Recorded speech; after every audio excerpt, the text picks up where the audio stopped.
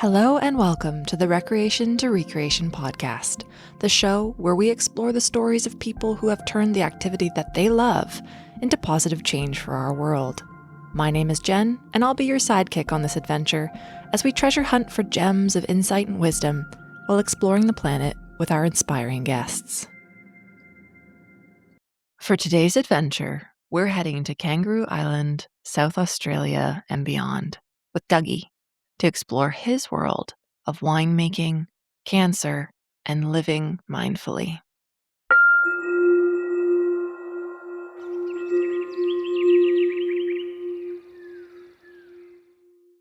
G'day. How's it going? I'm good, thanks. How are you? I am really good and very excited to be here with you. Thank you for taking the time to talk to me today. Oh, no worries at all. I'm excited to be as well. Been looking forward to it. So, before we dig in, I would love if you could just tell us where you are, what it's like there. Just get us situated in your world. Okay. My name's Nick Dugmore. I'm 41 years old and I live in South Australia in a town called Wollonga. And I am a winemaker, viticulturist, and we make wines from Kangaroo Island, which is an island off South Australia. An hour drive from my house and a 45-minute ferry ride off onto Kangaroo Island. Beautiful, and I'm guessing it's sunny and warm there today, whereas it's snowy here. We're 38 degrees today and 42 degrees tomorrow. So we've got a couple of hot ones coming up. Nice and spicy. Yeah, it is. I'm getting a lot of sun. Excellent. I will dream of that as I sit here in my snow-covered cottage. So before we actually start getting into our conversation, I usually start these episodes with some weird and wonderful questions. They don't really have anything to do with anything, but they bring me a lot of joy. And I mean, what's the purpose otherwise? So are you up for a few questions that are going to be maybe out of left field, but might be a bit fun? Yeah, it sounds nice. Okay, perfect. So, question number one. If animals could talk, which one do you think would be the rudest? The rudest, probably a hyena. Mm. Yeah, little pricks. I can imagine they're probably the nicest little guys going around, but they just look like they would be snidey and dangerous, angry. Taking little jabs at people and I'm laughing about it. Yeah, definitely. People have probably said that one before. That just came to mind straight away. Well, these are different questions every time. I probably should have said cats, but that would offend a lot of people, but they're so arrogant. It's their world, we're just living in it. Yeah, exactly. I wish I was more like a cat. All right, question number two. If you could turn any activity into an Olympic sport, what do you think you'd have a good chance of winning a medal in? Oh, probably weeding. That might suit the theme that we're gonna talk about soon as well, but yeah, I love weeding. Cool. Yeah, which is it's just so therapeutic, and I just always seem to get the taproot, I'm making sure that plant is coming out of the ground. If I want it out, it's coming out. These days, I've got a good back. My knees are good, I'm fit, I can bend down. I reckon I would weed faster than most people on the planet. So I'm taking home gold on that one for sure. There's purpose and passion there as well. I love that. That is a great answer. I actually had another guest who came on the show, and she also talked about weeding as this Huh. meditative practice. So, hey, everybody listening, there's something in it. You wanna avoid it, but maybe lean in and see what you think. Oh, yeah. Dirt off, get some sun, sweat it Mm, up for a little bit, not spraying anything, it's beautiful. so good. If you were in charge of renaming planets, what would you rename the Earth? Mm. It'd be nice if it just didn't have a name. Hmm. That would be tough. Phew, I don't know. I think I'm gonna have to come back to you on that one. Yeah, all these titles maybe are a big issue of what's really going on here. We attach titles to everything. No, I don't have an answer for that one. I think you just answered it, and I liked it a lot, so we'll go with that. Let's just delabel everything and Hang just on, what does Earth mean?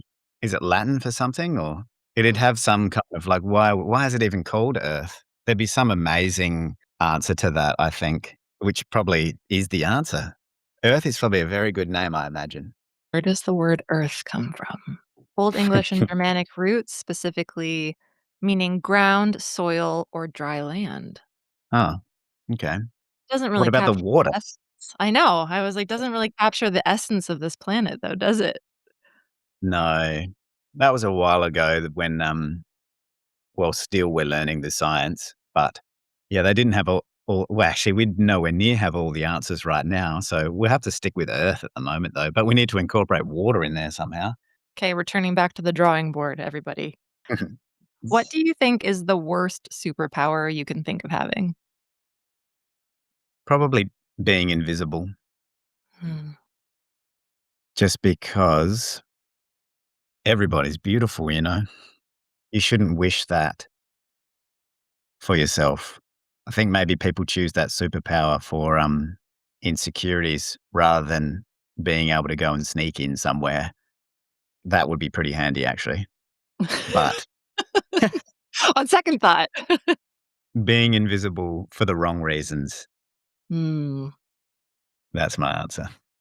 If you could speak only in movie quotes, what movie would you pick?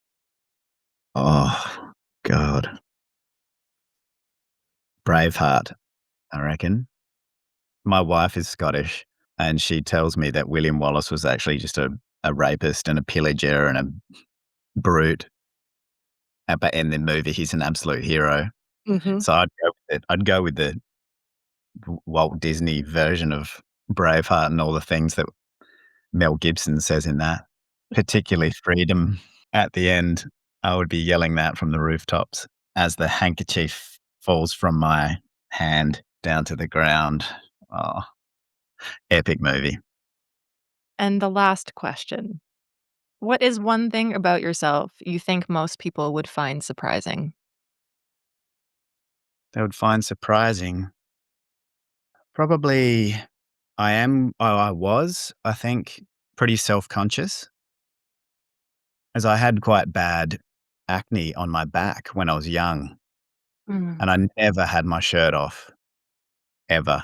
I'd cover up in the change rooms. I've always had my back to the wall sort of thing, and I was just quite embarrassed about that, which in hindsight for me, I've only just started getting in the sun in the last 2 years when I've learnt through my cancer journey the importance of the sun.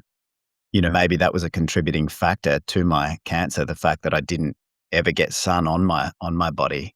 In hindsight, though, also it was very character building because, I think it probably helped to ground me, I guess, but then not acknowledging that insecurity and being open about it, always hiding it, I think, contributed to a bit of self-consciousness.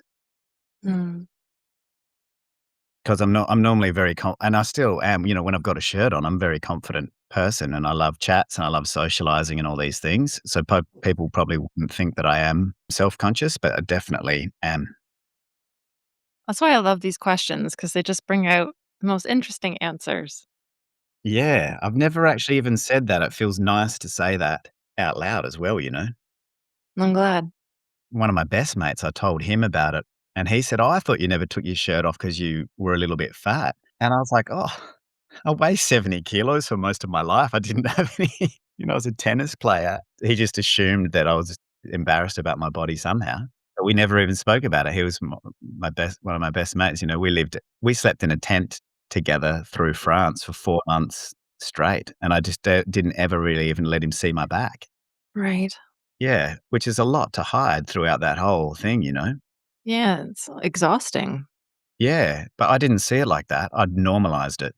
Yeah. I'd completely normalized it because I was embarrassed and people would tease you about it. Another mate saw it one time and he called it backney, Mm. funny looking back, but he was teasing me, and yeah, and I played football for a lot of my life, and so you're getting your clothes off in the change room. Another mate teased me about it. I still remember it. It's weird. You kind of hang on to these little things of negativity which eat away at your soul a little bit, I think. Yeah. Probably anyone listening could harken back to a point in their childhood or their teen years. I mean, I've got a as soon as you said that, something came straight to my mind about a time that someone said something and you log it away and you make that a part of things that you're gonna hide or not say again or do again, and I'm glad that you were able to share it and find some liberation in doing so, right? You know, when we say these things out loud and then we can normalize something new, normalize honesty and openness, and someone listening might have, quote unquote, back me right now and say, actually, you Mm. know what? I'm gonna go out tomorrow and I'm gonna sit outside and let the sun touch my skin and I'm gonna soak it in and Mm. feel that warmth. Yeah, and if people are teasing you, it's probably because they love you, and it's a weird way of them showing you that they do.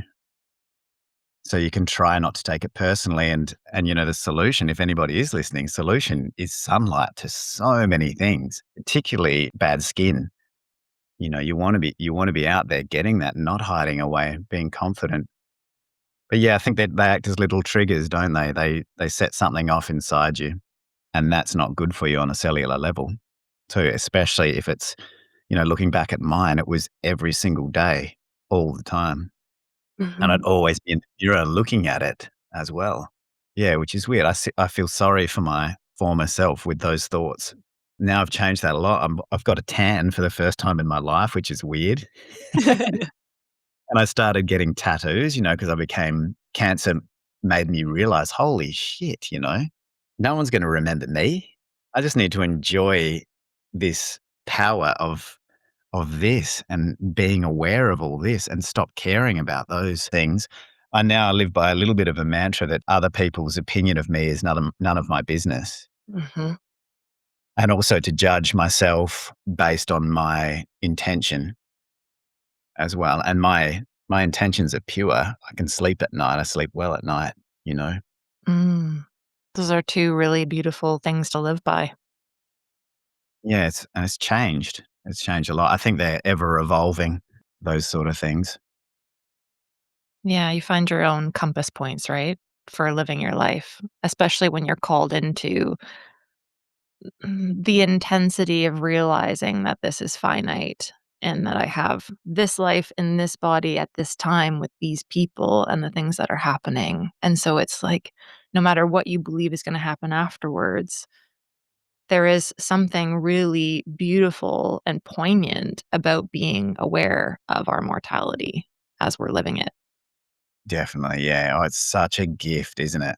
If you want it to be, it can go the other way, unfortunately. That's the power of your mind. Strangely, we're so attracted to the negative for some reason. It's a lot more marketable and saleable to encourage people to be fearful of something than you become such a consumer. Mhm. And biggest fear ultimately is of death. And we're all taught that it is an endpoint, and therefore we become these massive consumers. We're in such a rush. And then you get a new car, and then a few years later, you want a better car. There's something about that car you don't like, and there's all these other ones advertised to you, and your friends have got a better car, and this and that. And I don't know, we're constantly trying to upgrade when from day dot, we're perfect. We've won the lotto already, and we should really just try and embrace this and enjoy this awareness of the time that we're here. When I got diagnosed, you start learning about chronic illness. And I've decided now in an increasingly toxic world that we need chronic health. Mm. Health is not just not being sick, it's something that you need to practice all the time. And the psycho emotional side of it, I think, is the biggest side of things. Part of the reason why I got diagnosed with cancer, I think, is because I was always living in the future. I was on the go. I'd wake up early and I'd just go hard until I went to sleep, but I was constantly thinking about what I want to be, what I want to achieve, what I want Kangaroo Island as a wine region to be. I wanted people to know that place as a premium wine grape growing region in the world. That was my goal. And I wanted to be a famous winemaker, Mhm. people to know me as a winemaker and respect me for all that. And then I got cancer and well, what the fuck am I doing? I was so in the future that my mind and my body were not operating as one for at least a decade. So many get caught up in that, and then one day you're 90 years old and you've got 2 weeks to live and you know it, and you're like, "Holy shit, now I'm gonna be present for 2 weeks and then I'm gonna die because 'cause I'm so caught up in this concept of what it is to be human." One of the important things is to understand that it is a concept as well. We've created this, you know? You're the architect of your own concept. You can go and figure that out within the constraints of modern society as well, which in some ways that really sucks, but other ways, it was still a lot of us have got it pretty good still, as long as you can keep control of your thoughts and practice that gratitude and that positivity. Often people, when you get a bit overwhelmed, like Donald Trump's done something fucked and you're not earning enough money, you're behind on your rent or something like that, or you're just constantly bombarded with your screen and all the negative news and the news on the TV, and you turn all that stuff off and you don't participate for a little while. And you realize that shit, there's an abundance of everything. I'm doing well, people love me, Mm. and everything is great. It's a practice, we Uh-huh. can all do it. Maybe it sounds a little privileged or something, but it really isn't a psychological state. We're in control of it. People from privileged places who are a little bit wealthy, they go to a third world country and they're like, I couldn't believe how happy these poor people were. It's like, yeah, but they've got their family there and they love each other and they don't need any of the crap that you have. You need to decipher between wants and needs. And as all these things go up, your wants just seems like innately go up with it, Mm. which is shit, but that's in your control as well. Mhm. You can earn more money and not buy more things, but it just gets bloody hard. People get trapped in those habits. Yeah, and I think there's so much societal conditioning around accumulation and needing Yeah. more in order to not even just for your own quote unquote happiness, but so that other people can see you as successful. And Yes. for me, I mean, you're talking about the deathbed piece. That's such an important part of my own mindset and how I live my life is have created a relationship with what I call deathbed Jen, where when I'm making decisions, check in with myself and say, if I was on my deathbed, would this be something that I would look back on, this decision that I'm making, or the way that I'm communicating and the way that I'm being in the world? Is this something that I would look back on and be like, yeah, it's helpful for taking a seam ripper to some of this societal conditioning that we accumulate over our lives that we're told that these certain things matter. And I think one of the beautiful parts of being an adult is I get to decide what matters to me. I get to reshape my life inspired by my own understanding of value and whether that's self-worth or it's the worth of other things outside of me and looking at things for intrinsic value rather than their labeled value or societal value. And that's a fun little thing that I like to do on a regular basis is just kind of check in with myself and say, okay, you're gonna be there one day, and it's not even guaranteed that you're gonna be 90 on that deathbed. That could Yeah. come a lot earlier, and so being consciously aware of that timeline, so that's the type of future traveling that I do, and I really resonated with what you said about living in the future in terms of thinking, "Oh, I want to put my region on the map, and I want to be on the map myself as an entrepreneur and a creator and all of those things." I think that that's a common trajectory for many of us as we're trying to figure out who we are in the world. And part and parcel of being here as a human in this body is to have an identity, is to play a character and to decide what you love and what you maybe don't like. And it's whether you just get a little bit too deep into that character that you can't separate it out enough to say, oh, this is just temporary. And that's what I'm saying before about understanding that it is a concept and you're in control. You are that tactic that you do there. That's so powerful because that's you, like, sitting on the sideline of your own life and looking in, and thinking, "What can I do to play this game a little better?" Mm. You see with, professional sport, because I love my sport and it's changed a lot over the years. Sitting on the bench in a game of football used to be viewed as a punishment. I'm talking about Australian rules football here. Maybe it happens with the NFL and all that as well. But there are so many bench changes these days, and partly it's to your players are working so hard. The bench has become a reward. There's 120 changes in a game of AFL these days, and back in the day, it used to be like, "Oh, that person's going to the bench. What have they done wrong?" But now they're sitting on the sideline and they're getting to look at the game and they're thinking, "What can I do to improve this game? How can I help my team? How can I do this a little better?" And we also need to do that in our own lives. You're playing this game, which is so full on, so intense, really high intensity. And then every now and then you need to step back and sit on the sideline and look back and go, "Okay, what am I doing here? How can I do this better? How can I have the conversation with 90-year-old me and that 90-year-old me say, 'Yep, you made the right decision there. That was really good.'" Yeah, before cancer, I didn't sit on the sideline ever. Did not take the foot off the pedal. There's no way. Now I practice it a lot and I think, okay, even, every single day, I'm taking the time out.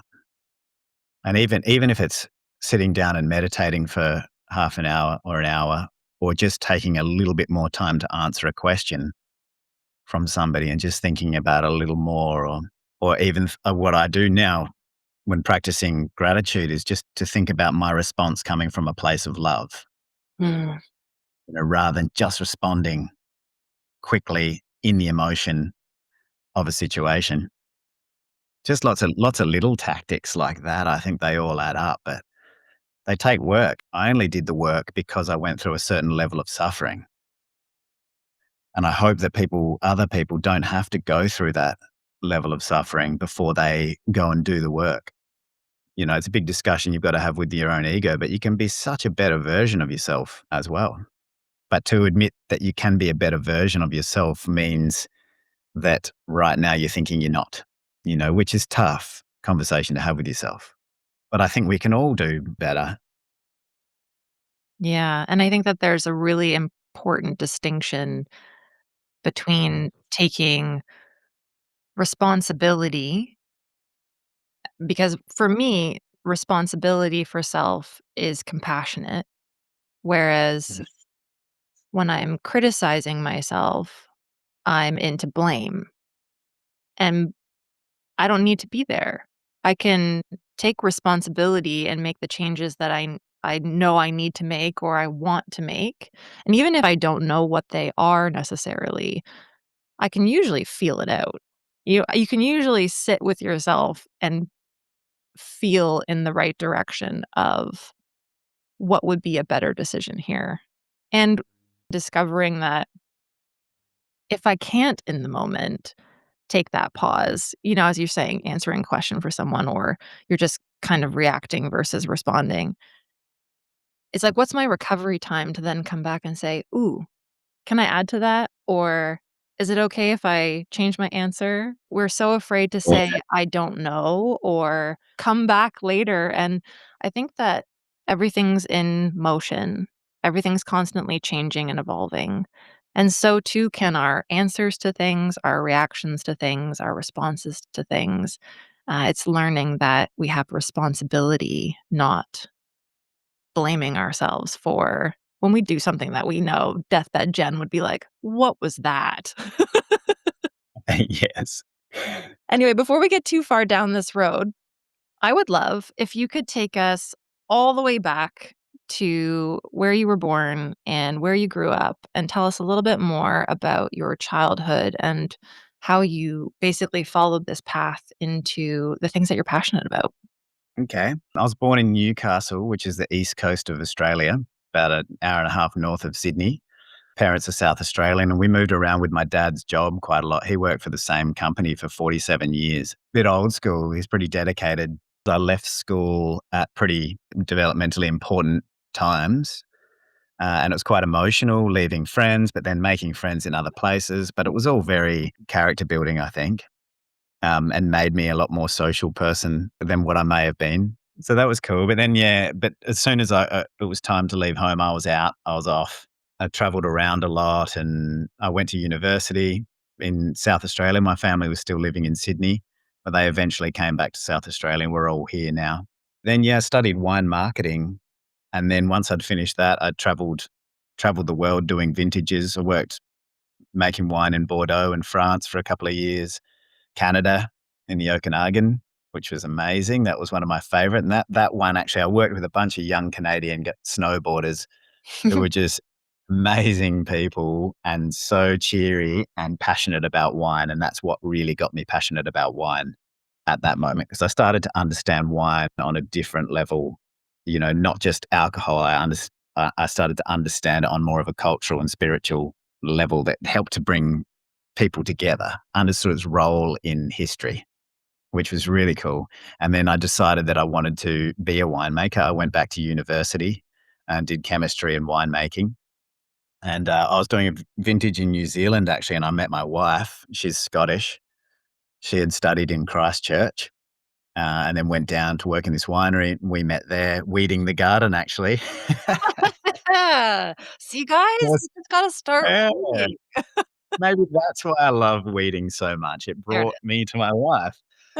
Yeah, that was our first job to do at this winery before vintage kicked off, before the busy period. But then, yeah, I went back to university. She went to California to work, and we did a long distance thing for a while. Now here in South Australia, living in Wollonga, and we got 2 kids, 7-year-old Finley, and then 5-year-old. She turned 5 yesterday, Flora, is. and we're just having an absolute ball. But I started a wine company called Stoke in 2016, and we've been making Kangaroo Island wines since then. When COVID happened, I lost my full-time job at a winery in McLaren Vale, South Australian region here. I went full-time on our business, and I've been full-time on it for 4 years now. And then 2 years ago, I was diagnosed with stage 3 bowel cancer. It was in my upper rectum. I had a 5-centimeter tumor there, which had protruded through the bowel wall and was in some lymph nodes. And yeah, my life got flipped absolutely upside down and all over the place. And then I did chemotherapy and radiotherapy over the next, it was 6 months, and then had a 3-month wait. And then I was in remission for a year. And then the cancer popped back up in my lungs. I went through a pretty traumatic experience in between being in remission and then my cancer coming back. And I knew that my cancer was coming back, which I haven't spoken about before because we lost a friendship out of it as well, which was really emotional.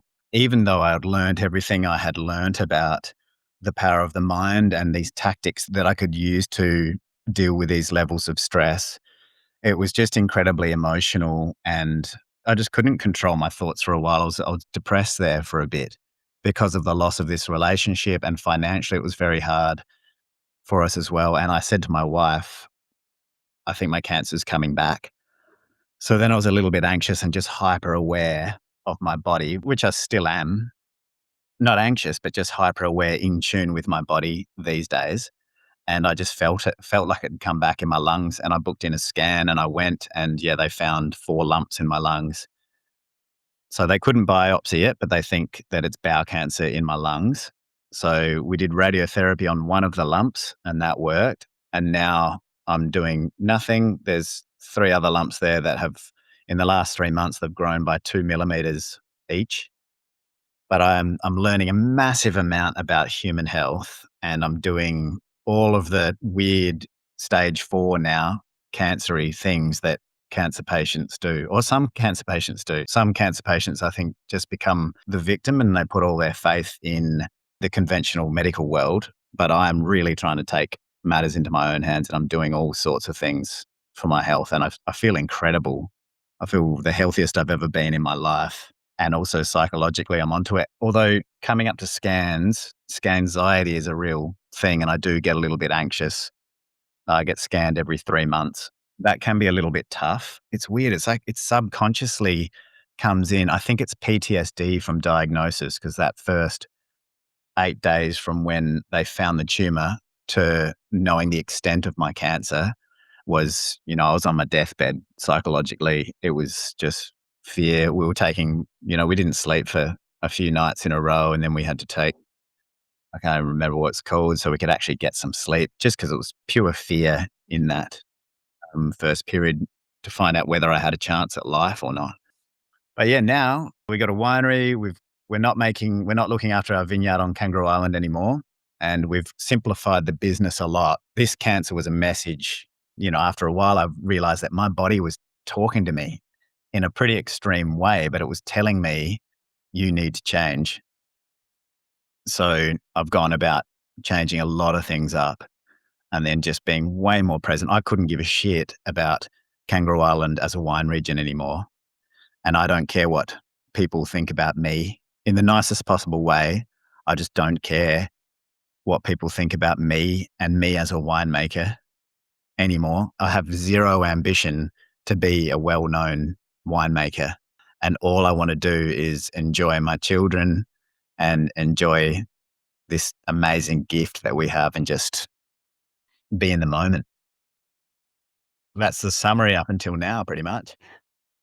I'm really interested to talk a little bit about that transition from having ambition to that really becoming no longer a part of your daily round and your sense of being, because that's something that I've come across quite a few times in my work and also in my own journey with being human and my own experiences of health and mortality. And so I'd love if you could just share a little bit more about that, because what we were talking about before, right? Ego, identity, accumulation, societal conditioning around what does it mean to be a successful human, within the context of where we live and where we are. And that's something that resonates very deeply with me, that real trajectory from I've got to make a name for myself to it's gone. Yeah. Yeah, that was an epiphany. That was like that happened overnight for me with the diagnosis, Mhm. really. Or it was in that initial period. And one of the first things I remember, because straight away I was like, fuck, what caused my cancer? Mm. And I'm thinking, what am I doing? What am I doing that caused my cancer? I'm trying to analyze what's going on here. And straight away I went vegetarian pretty well, or 5 days of the week, because, they say that red meat or processed meat causes bowel cancer. So I was like, okay, I got to stop doing that. And then I remember sitting on the couch and I was eating yogurt out of a plastic tub. Those little healthy ones, Activia, they're called, or whatever, little healthy yogurt. You think you're being healthy. And then I look at it and I think, holy shit, what am I doing eating out of a plastic container? And I was just staring at it thinking, fuck, it's like I was tripping out or something. And then I started to analyze all those things. Like, what am I doing living inside a house? And then I realized cancer kind of helped me to decipher between human concept and then what it truly means to be human from an evolutionary point of view. So then I started thinking about things on that level. And then I started thinking about Kangaroo Island and me trying to focus on regional development, and then realizing that it's just completely made up. Kangaroo Island is completely made up. And then you think about Australia. Who even called it Australia? And we're split up into 7 states with these imaginary borders. It's all imagination that we all abide by. It's all this concept that we write this script for ourselves and then we're born into it. So it's hard to decipher between what is real and what's not. Mm. But cancer, that level of suffering in that period made me realize, like, holy shit, there's so many things that I've been doing wrong. That was the big change for me. Then maybe go, who cares? Like, I don't even know my great grandfather's name. What am I trying to do by becoming this well-known winemaker? It's just kind of ridiculous. I need to do stuff with, that's kind of hard. I don't know. Cause it can be overwhelming when you start thinking like that as well. Cause I think maybe it's a evolutionary self-defense mechanism to attach to title. to provide a bit of a framework for yourself so that we don't become too overwhelmed when we realize the truth, that we're all going to die. Yep. It's getting pretty heavy. This is the thing that I feel strongly about, and I think you've shared the same, is we use words like heavy when we're talking about Mhm. mortality and death, and yes, there is always going to be an element of heaviness and sadness and grief, and all of those are part of our experience of anything ending, things that we Yeah. love along and throughout life. There's so much death along the way. And then when it comes to death of our loved ones, death of ourselves, of course, there is going to be heaviness. But I think that there's also so much else happening there that gets forgotten under the labels of heaviness. There's Mm, so much liberation and curiosity and potential and possibility and so many ways that we can also come at it with levity. And that's not to be disrespectful of anyone's experience of death and dying, loss and mortality. It's just like you finding your own ways of being in the world and saying, it's all about intention for me. We get to also decide, how am I going to look at death? How am I going to look at mortality for me? And mm, if I can look at it sooner rather than later, can I better care for myself? Can I better care for my loved ones and for this world that I'm a part of? Because we're doing it from a completely different perspective. And so it's interesting that even in a conversation between the two of us who talk about probably death, mortality, cancer more regularly than most, we mm. still lean into, "Oh, sorry to get so heavy." Yeah. It's interesting, isn't it? And again, it's all a concept. It's all our thoughts, and we're completely in control of it. But it's also the societal norm that is, well, for Western societies anyway, that have an average relationship with death, Mm, it is just shit.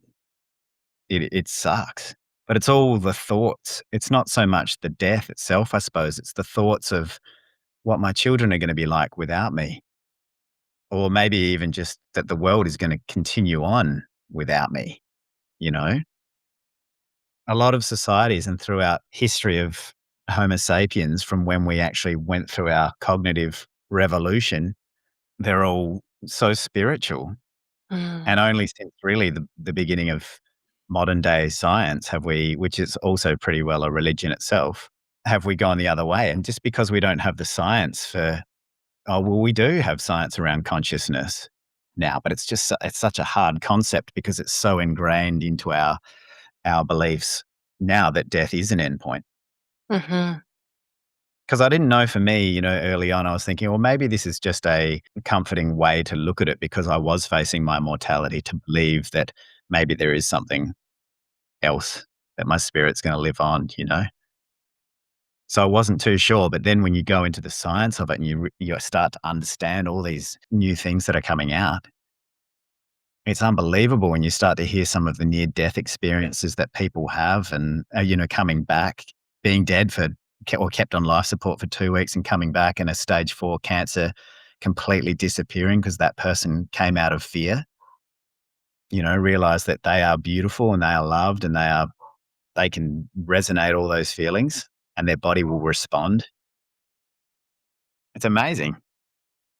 I think it's so important for people to hear the stories of others who are going through big sort of existential thought processes and explorations. And I'd just love to hear a little bit more from you about what have been some of the core things that have really helped you through this time to navigate these really sometimes overwhelming concepts. Yeah, oh, for sure. I need to sort of practice that daily as well, I think, because now learning what I'm learning about, it's really opened my eyes up to how the world works a bit. I was just kind of cruising along being I don't know, just participating. And now I'm learning about the agricultural world in Australia, particularly, and about glyphosate and the way that we use it. Yeah, I need to switch off every now and then because it just is all consuming. So I try to remind myself that no matter how heavy it's getting, that it's all very entertaining as well. Like I am absolutely loving this journey. And one thing for me, actually, when I first got diagnosed, my purpose went from growing Kangaroo Island as a wine region to understanding more about human health and understanding that you are what you eat eats, and therefore soil health is so incredibly important. My new mission, my new purpose in life became all about soil health. And then I got diagnosed again after that year in remission, and my purpose changed again. And soil health is just something that I do and I really enjoy, but I'm not set on changing the world. I'm going to talk about it and raise awareness and educate people about it, but I'm not so driven on completely changing the world. And my new purpose in life is just to be witness to beauty, which has been really comforting to me because now my purpose is just so easily achievable that I can wake up every single day and have a great time.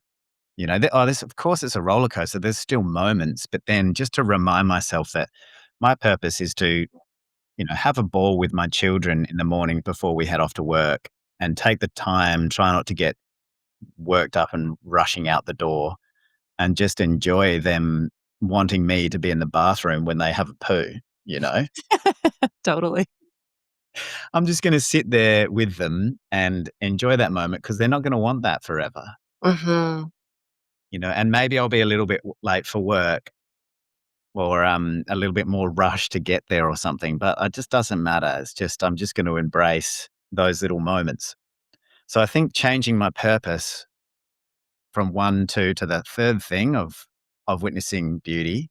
And no one can challenge that. There's no expectations. There's kind of just a constant practice of doing it, which is completely up to me. It's so in my control.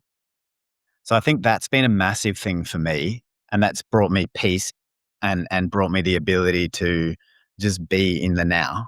And for my mind and my body to be working as one, which is, leads to homeostasis. It's your body at equilibrium or as best you possibly can, so your body can communicate with itself. But another big thing that helped me was in my cancer journey, just early on, is understanding that I am the cancer. Because we get caught up, I don't know if we spoke about it before, but you get so caught up in the stages of grief, and anger is a massive one. And I was very angry at first, and I was angry at the cancer. I thought, this cancer's out to kill me, Mm. and I was just so angry. And then I realized that I am the cancer. They're my cells, and I love me. I need to focus on that. So changing my mentality around that got rid of the anger and therefore got rid of the fear. And I've actually never lived so well and so full of love as when I was going through those first stages of cancer, that first 9 months where I was going through chemotherapy and radiotherapy. I'd fully embraced those things and embraced all of the side effects and all of that stuff. I just felt like I was just radiating pure love, which was helping me so much. I still remember walking up to the servo and just being like, holy shit, this place is incredible. Mm. Just looking around with so much gratitude. Yeah, to understand that I am the cancer was a big one for me. And I think, it's such a hard concept because so many people are angry at the cancer, but to understand that it is you, I think, embrace that, to take responsibility for it, which is a hard one because children get cancer and people get cancer and they die 2 weeks later, and Mhm. it is a tough one. I don't want to offend anybody, but I think for majority of them, people have brought them on themselves, and there are external factors like glyphosate, which is damaging everybody. I used to refer to cancer as death by 1,000 cuts, but I call it death by 999 cuts now because we are all leaking at a cellular level due to, or we've all got leaky gut as well because of those chemicals that we're using. I don't know. Yeah, I think there are two things that help me in my life deal with the overwhelm.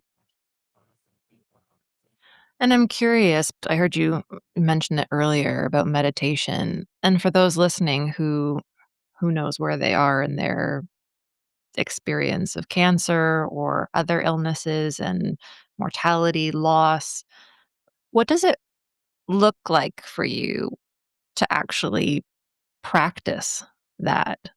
To actually, sit with yourself and navigate through the idea that you are the cancer, or shifting that relationship with your body and your mind and your understanding of self. Because I think for a lot of people, this can feel very intangible. Where do I Yeah. even start? Even if Mm, they have moved through different stages, and I mean, we talk about those stages as if they're linear, and we all know that they're not. It's like a big old squiggly line, and everybody's got their own trajectory through whatever they're experiencing.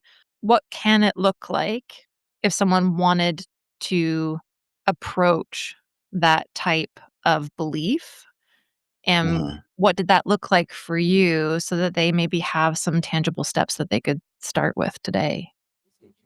Yeah, cool. Yeah, a lot of people I've met, and I say, "Yeah, I meditate." They've said, "Oh, I couldn't meditate. My mind is way too busy." Mhm. And but then I say, "Well, that's perfect because," and this is the words of my meditation coach as well, meditation takes practice, and it's just the same as going to the gym, for a workout. You're taking your brain to the gym, really. And when you get distracted, when your mind starts to wander, that is the dumbbell going down. And then when you bring your thoughts back into, or you repeat your mantra, which I'll tell you about in a minute what I do, it gets rid of those thoughts and brings your attention back into where it needs to be. That's you pulling the dumbbell back up. So it's an exercise. So really, if your mind is busy, really busy, that's a good thing. You're going to get stronger more quickly. Now that I've been going to the gym for 2.5 years with my mind, I can drift off. I can get into a lucid state pretty well. It's almost like I'm not even in my body. My body goes very heavy when I'm just sitting on the couch, going through the motions. My meditation has changed quite a lot over the 2.5 years. And I just started out by learning the basics. And the reason that I did that actually is because when you're diagnosed with cancer and you put it out there publicly, there is an onslaught of information. Like it Mhm. is so overwhelming. People saying, don't do chemotherapy, don't do radiotherapy, do this, do that, take ivermectin, fenbendazole. Oh, have you looked into this? What about bead treatment? And, there's just, it's massive and Mhm. so overwhelming. When I was younger, I played a lot of tennis, and with my tennis, I did quite a bit of meditation. It was more about visualization, Mhm. which is a big part of meditation. And after my first chemotherapy session, I had intravenous chemotherapy. I was at home by myself afterwards, and I had a bit of a panic attack. I'd never felt that kind of anxiety before, but it was up in my chest and my breathing was shallow, and I didn't know what was going on. And then it was at that moment that I decided that I was going to get into meditation in a big way, because meditation is not putting bee sting bloody treatment or turkey tail mushroom or anything into my body. It's purely to do with my mind. And I decided that there can't be any adverse side effects from me practicing this. My next door neighbor came over and gave me some herbal tea. And luckily, my wife looked into the ingredients because one of the ingredients affected the chemotherapy that I was taking. So if I had have started drinking that tea, over that period, not knowing that one of the ingredients would have an adverse effect on the chemotherapy, then I would have been in trouble. And I did a lot of other things, but I researched them a lot and they're complementary. But meditation was just easily the most powerful tool that I put into the regime. I did get a meditation coach who taught me a lot of the fundamentals and then also the science behind it, because there is a huge, for people out there who need science, there is a massive amount of science out there and how this affects your brain and your cells and your cortisol levels and all those things that you need to know is just, it's huge. Mhm. So when I meditate, I go through a bit of a warm up phase where I'm to do with my breath. I'm doing 2 breaths in and then 1 long breath out and then a pause for a while. And when I'm breathing in, I'm picturing my heart in 4 quarters, and those 4 quarters are increasing all evenly at the same time. And then when I breathe out, I'm picturing the energy from my head flowing down to my legs and breathing out. And then I'm sitting in that kind of heavy state. I also relax 4 parts of my head as well, my shoulders. I put my tongue sort of on the back of my top teeth and it kind of hangs like a bit of a hammock because that relaxes all of the muscles through your jaw and in your neck. And then I picture my eyes just as round, they're closed, but just as round as they possibly can be. And when I started doing that, actually, I realized how tight I'd kept my face for my whole life. Mm. I'd never had my eyes nice and relaxed. Maybe when I'm sleeping, I'm not sure. But, I've got massive crow's feet like a lot of Australians have got because they're always squinting because of the sun. But I've just, yeah, hold my eyes so tight. So that's my whole head completely relaxed. And then from my heart, my first breath comes from there and it travels up through the back of my head to above my head in a space up there. And then when I breathe down, I'll go down the right side of my body all the way to my feet. And that's the end of that breath. And then I pause for a bit and then I'll breathe back up to my heart and pause there and then breathe out again. And then I do that on the left side of my body, right, left, right, left, right, left for as long as I feel. And that's the warm up. Mm. And then I will repeat a mantra in my head, which is moksha. And I've probably said that millions of times now. And what that is doing is developing the neural pathways that I suppose when I start saying that is very easily recognized by my brain. And it can just, those little neurons fire in that sequence and it can help to switch everything off. So if I get distracted, if I start thinking about what I did that day or what I'm doing tomorrow, then I start repeating moksha in my mind to bring it back into the present moment. Mhm. And after that, once I've done that for a little while, I picture a silhouette of my lungs and I'm traveling into my lungs and it's a beautiful tropical rainforest. And then my children come out and I've started crying a bit in my meditations. My children come out and they're just playful and having fun. And my wife comes out as well. And then we climb a tree. Often this is where it kind of goes off. Like other people have entered my meditation in this. A friend of mine came walking along the beach. It's a tropical rainforest, often on the side of a beach. And that's when I kind of just let the meditation go. But it's taken a long time to get to that point where I can get to the forest and then my thoughts just kind of go wherever they might go. And I'm Mm. not being attached to an outcome at that point as well. You're just kind of in the zone. And then sometimes, it'll be an hour and a half and I realize I'm still there. And then I'll either slide down and go to bed because I try to do it propped up so I'm not falling asleep straight away. And I'll often try and do it on the couch and just light a candle and do that. Mm. A big lesson that my meditation coach taught me was to assume the feeling of the wish fulfilled.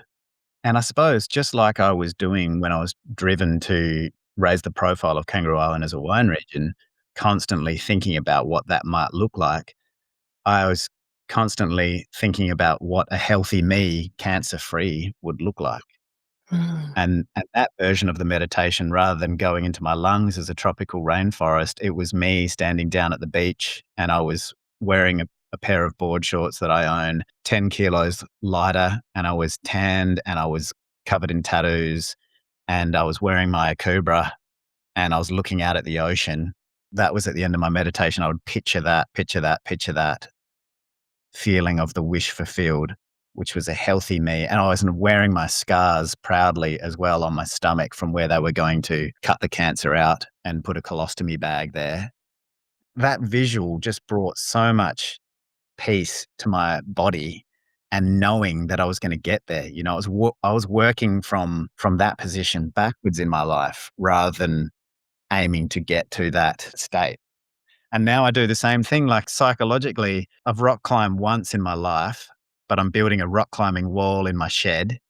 And I've already decided that I'm going to climb El Capitan one day. Awesome. You know, I want to do it before I'm 50.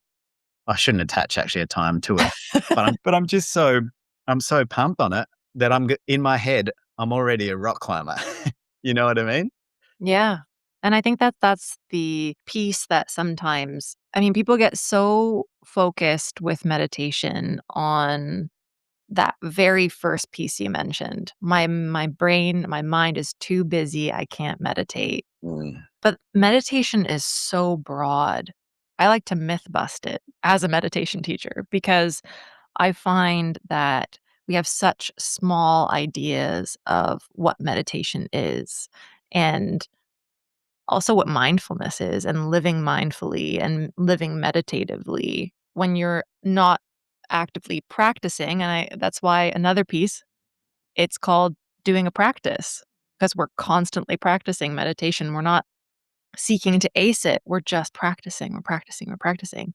And the time that we're on the meditation pillow or we're on the mat or whatever, you take that with you throughout your day. It's not that I'm just going to practice meditation for 30 minutes in the morning and then forget about it for the rest of the day. I'm Mm. actually bringing that with me. I'm creating this space within myself to bring the peace with me so that as I move through my day and I'm faced with the roller coaster of whatever's going to happen, that I can bring that feeling state with me. It's more of a practiced second nature feeling to say, no matter the circumstance, I have this available to me. And I'm curious Mm. about your mantra. Do you find yourself when you're not in practice, but just living your life, do you return to that as something that you say to yourself if you're feeling Overwhelmed. anxiety or overwhelm or I haven't actually. I definitely should.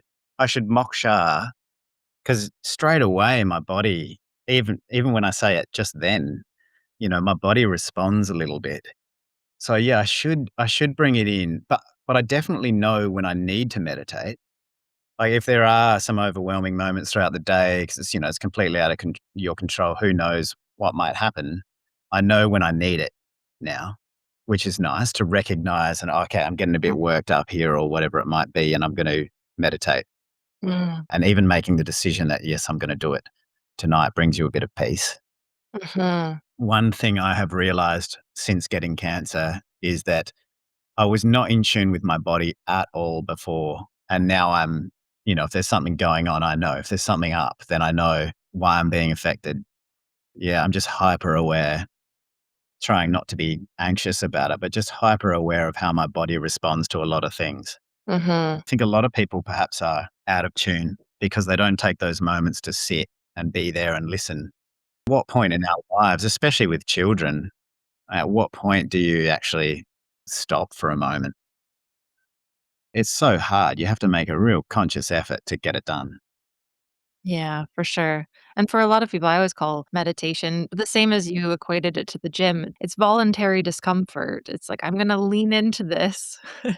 knowing that it's a conscious choice that I'm making. And yes, it's going to be Yeah. uncomfortable when I first begin. And it's not necessarily about it becoming quote unquote easy, but it's going to bring more ease into the way that I live my life. So, yeah, thank you for sharing that. I'm wondering if after this we can create a practice together. I have meditations on my website. Oh, Can I'd love to.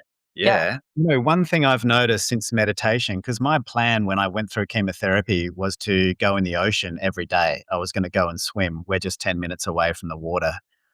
But then when they were giving me the chemotherapy, they told me that I was going to be hypersensitive to the cold. And I couldn't even get the eggs out of the fridge or the milk out of the fridge without pain going through my hands and my arms. So I had to wear gloves and I couldn't go in the cold section of the supermarket. So it Mhm. kind of threw out my whole plan of getting into Mother Nature every day for that healing process, which psychologically that was hard to deal with off the bat.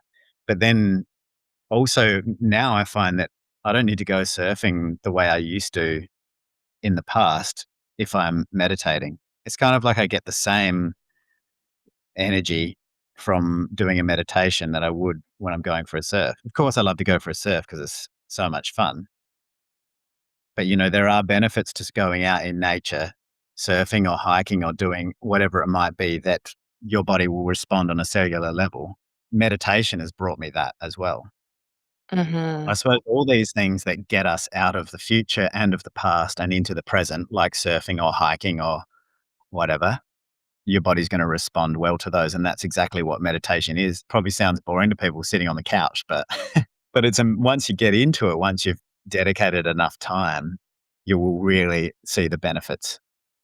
Yeah, absolutely, and it's just the presence with what is, and I think that things like recreational activities, we have no choice but to be present because we're Yeah, in the activity that we love, we're enjoying it, we're either with people or we're by ourselves, and I think that the feeling state, helping people understand that your body doesn't know the difference between whether you're actually doing something or you're visualizing yourself doing it.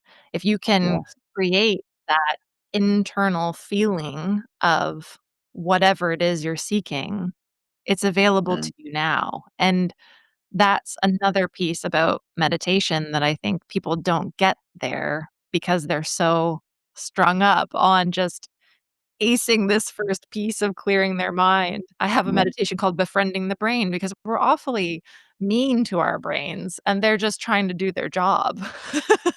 yes. That's a good point. We are. We're our own worst critic. From the sounds of it, you've really worked diligently on befriending your body and creating that Yeah, connection with this vessel that's carrying you through this life and making this life possible for you. And, we're so mean to our bodies. We don't treat them with the care that they deserve. We're judging them for being in the wrong shape, for having acne, or all of those things that we think are going to make us successful or attractive or whatever it is that you think you're seeking. Whereas actually, this body is incredible. You think about what it's doing on a daily basis just so that you can brush your teeth and go to the bathroom. There's yeah, trillions of things happening. Anyway, so it's beautiful to hear that through this journey and obviously through a lot of suffering that you've been able to create such an in-depth relationship with your body, and I think that that's something that all of us really need to be listening to. yeah. Thanks so much. Cancer has been a roller coaster and Mm, it's traumatic and it's scary and it's all those things. But the dominating feeling for me has been excitement, mhm, really, throughout it, which is also a bit weird to say to cancer patients because people get locked up in the fear. Yeah, apart from that initial period, there hasn't been any fear. I've been amazed at this thing. There's little moments still, of course, but yeah, it's been such an incredible journey. I just couldn't imagine my life without it now. I think cancer for me was a symptom of my death rather than going to be the cause of my death. So it was a really quite incredible message from my body to say, "Hey, get back in here. mhm, yeah. We need you." You know, it's been wild. It'll seem a little woo woo to people, but I think the bottom line is you're writing your story. You're the narrator, and that's all through the power of your mind, which look into the science behind it. It completely controls the rest of your body. Thank you so much for your time today. This has been such a wonderful conversation. I've really enjoyed it. Oh, me too. Thanks so much for having me. So before we end the conversation today, I just wanted to ask, what is your recreation donation cause for this episode? Well, actually, it's not a charity. It is a bowel cancer research Mhm. unit from the Flinders Hospital here in South Australia. They're doing an incredible job. I've become friends with a lot of the researchers there, and they are developing a blood test so people can get tested to see if there's cancer in their system before even, having to have a colonoscopy or anything like that. They're simplifying the process so we can get earlier diagnosis for people with bowel cancer. Yeah, fantastic. I really look forward to supporting them. Cool. Thanks so much. Without further ado, it's the final question of the interview. It's the only question that I ask that's the same in every single conversation. Other than that, nothing is ever the same, and I never know where it's gonna go. What do you think is the meaning and purpose of life, the universe, and everything? I've figured it out. Yeah. It's what my purpose has become, and that is just to do the only thing that the only creature on planet Earth has the ability to do, and that is just to witness beauty. No other creature looks at a sunset and thinks, wow, that's a beautiful sunset. But we do. So I think that's the purpose. Awesome. What a great answer. It's so true. I saw this thing the other day, cute things that humans do, and it was like all our little we save rocks when we go to the Yeah. beach and we put them on our windowsill. Funny things that Yeah. human beings do that no other creatures do. So I collect sea glass. exactly. We have our little hobbies and the things that we do and the things that we Yeah. appreciate, and I think that's a beautiful answer, so thank you very much. Oh, no worries. It's really nice to chat to you. Yeah, this was great. Thanks so much. I really enjoyed it. Yeah, me too. I'm pretty happy it didn't really. I mean, I mentioned glyphosate a couple of times, but it's just so nice that because all those things can be tied in what that's doing to us, but it was nice that it was not focused on that. For people to understand all those things, they need to understand what it means to be a human on a spiritual level as well. Yeah. Science is incredible, but I think it's really got in the way of our ability to be human, Mm, which is to use imagination, which is something. Maybe that's what I should have said for our purpose. Well, beauty is using your imagination, I suppose. I have to imagine that that sunset is beautiful for it to be beautiful, and a deer can't do that. Imagination is just wild. But people, you just don't think about it on that level. But yeah, it's important to understand that side of it. I think if we can get across to a few people on a more spiritual level, they're going to understand glyphosate on a much bigger level when that time comes as well. yeah, well, and I think for me, it's understanding that it's symptom versus source. I used to do so much around plastic pollution and chemical toxics pollution for about Mm. 7 years. I did sailing research and public speaking and all of that. But when I'm just looking at the symptoms, what's the actual source here? And it's our disconnection from nature. It's our disconnection from self. Mm. It's our lack of understanding that we are part of everything. We wouldn't Yeah. treat the environment that way for the most part. If we loved ourselves and we loved what we're part of, we're not gonna do those things. And so that was my journey over the last decade of just going closer and closer to source every single time. And I think that when you were talking about meditation and people needing the science, because I find that all the time. If I can root when I'm teaching or someone hires me as a meditation coach or whatever it is, if I can give them the science, they feel the tangibility of it. They're like, Yeah. "Oh, I love the intersection of science and spirituality because this is the interplay of what Yeah. we see as uncertainty and the unknown of the spirituality and what we have ascribed certainty as the science. And Yes. there's so much we don't know over here too. We, as humans, Yeah. pretend that we're certain and we know that the science is telling us all this stuff, but actually underneath it all is a big old question mark. Yeah. It's weird that we need that. Hey, an analogy I use is like in the wine industry, we're constantly doing wine shows and putting a gold medal on a wine. And why? And it's because the person drinking the wine doesn't trust in their own ability to taste, that they need something to back it up. And a gold medal does that for them. Because I'm a winemaker, people think that I'm an expert at tasting wine. And I say to them, taste is so subjective. Just fucking drink Totally. the wine. Do you like it or do you not? And that's all you need to know.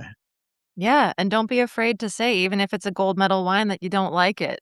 That's okay. Yeah. All these external factors influence and take away our confidence in what it is to actually be human. And a taste is an evolutionary bloody defense mechanism as well. That fruit tastes so sweet and amazing because those carbohydrates is why I'm going to survive this bear attack.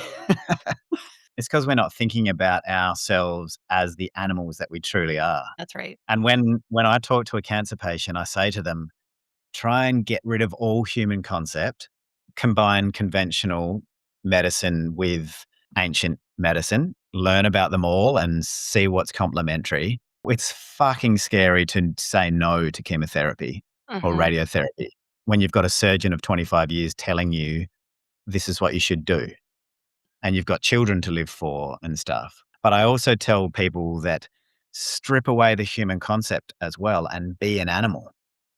What would you be doing if you were an animal and there was no human concept?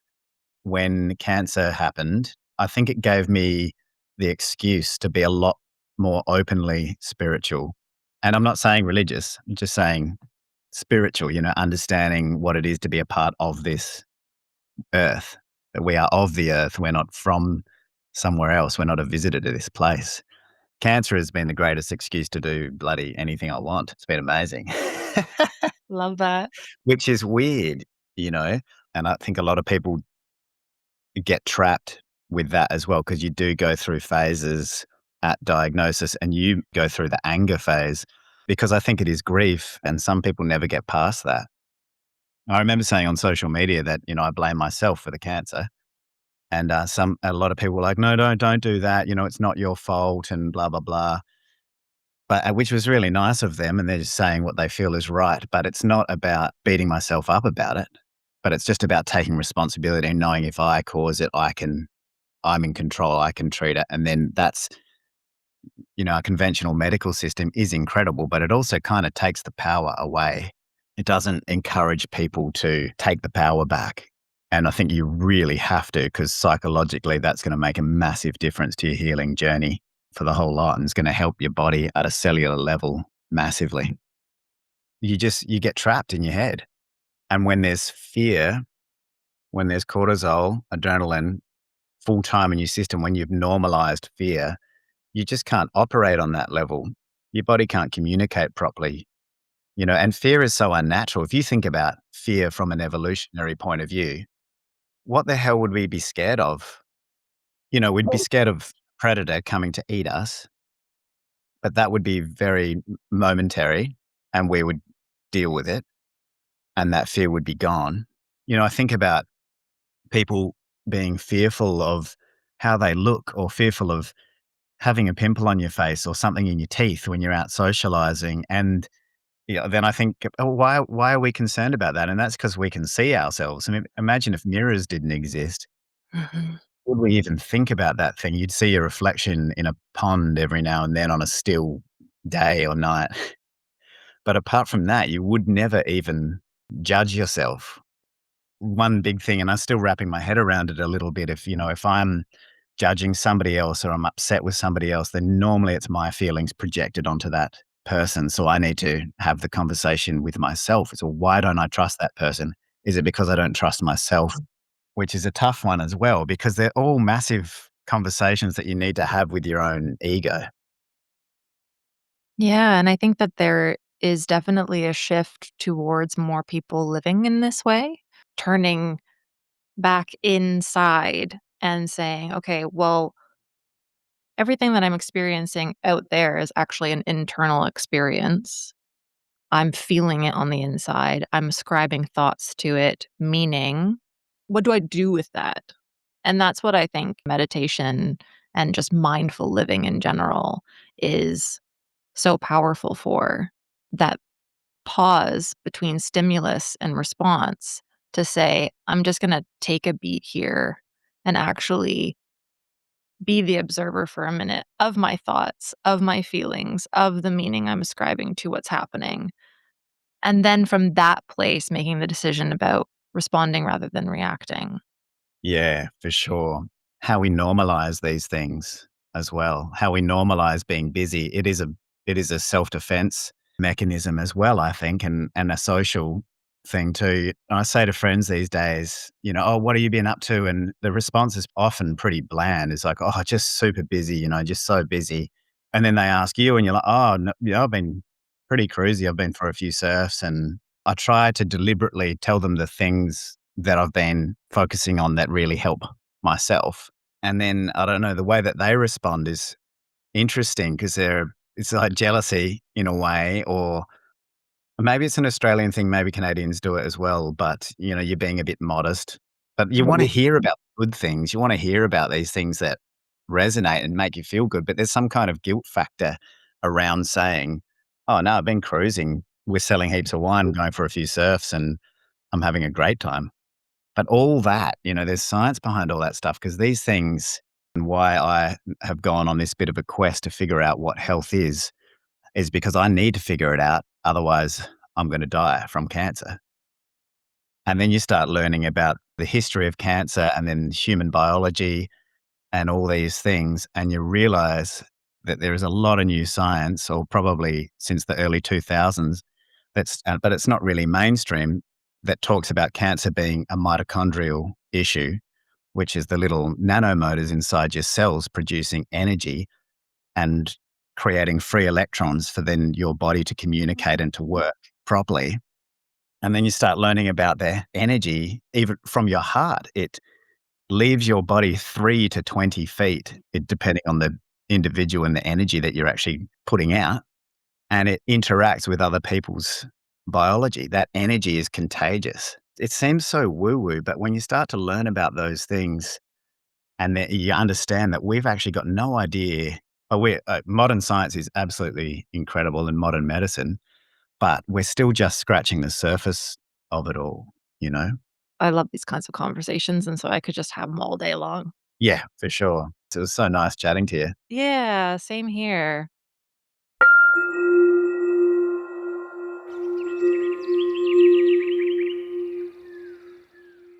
This episode's recreation donation is in support of the Flinders Medical Center. As you now know from exploring with Dougie and I in this episode, he is collaborating with their bowel cancer research team's initiative in developing a blood test to detect cancer of all kinds more simply, quickly, and less invasively than traditional scans and biopsies. He is also raising funding to investigate the correlation between glyphosate exposure and cancer across Australia and hopefully beyond. Whether you can volunteer your time, money, or your voice, we hope you'll head over to the website and find out the different ways you can support their unique version of recreation for the world. Please take the time to let us know what the stories we explored in this episode meant to you. And if you do take action to support this episode's cause, thank you. Thanks for joining us for this episode of Recreation to Recreation. If you or someone you know has a unique and inspiring story to tell, make sure to reach out so we can share it with the world. Until next time, keep experiencing, keep expanding, and keep exploring.